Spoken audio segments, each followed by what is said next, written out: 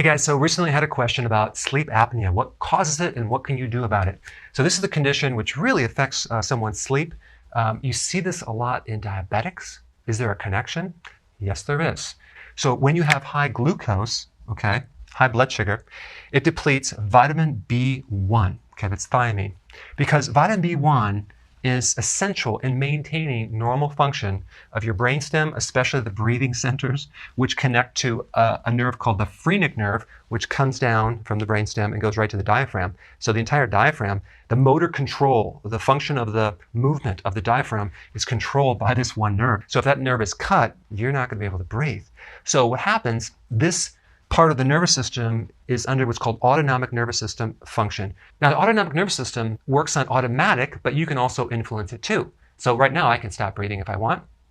And then if I forget to breathe, that autonomic nervous system will kick in there and breathe for me. When I'm sleeping, that system actually breathes for me, so I don't have to think about it. So here's the thing.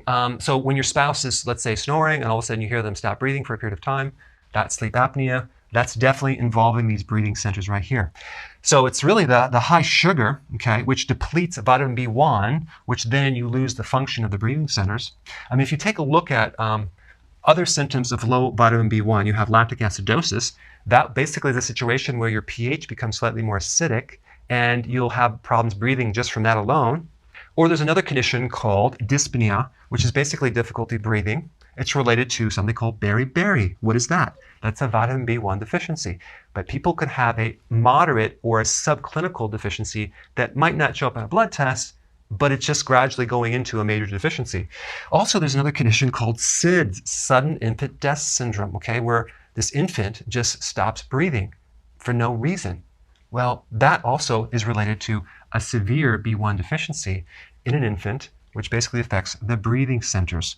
Again, a lot of this information you can find when you study beriberi, or look at the relationship between vitamin B1 deficiency and SIDS. You'll find a lot of interesting research. So that's why it's very important to make sure that the infant is breastfed, or if you're getting a formula, that it has enough B1 and other nutrients, because some of these formulas are just pure sugar, void of a lot of good nutrition. Anyway, I just wanted to point out that if you have sleep apnea, you may want to start taking vitamin B1, and in addition to that, take nutritional yeast, because that will also support and prevent any other deficiencies from higher levels of vitamin B1. All right, thanks for watching. Hey, so if you haven't done so, please press subscribe now. That way you can be aware of all the new content that I'm putting out on a regular basis.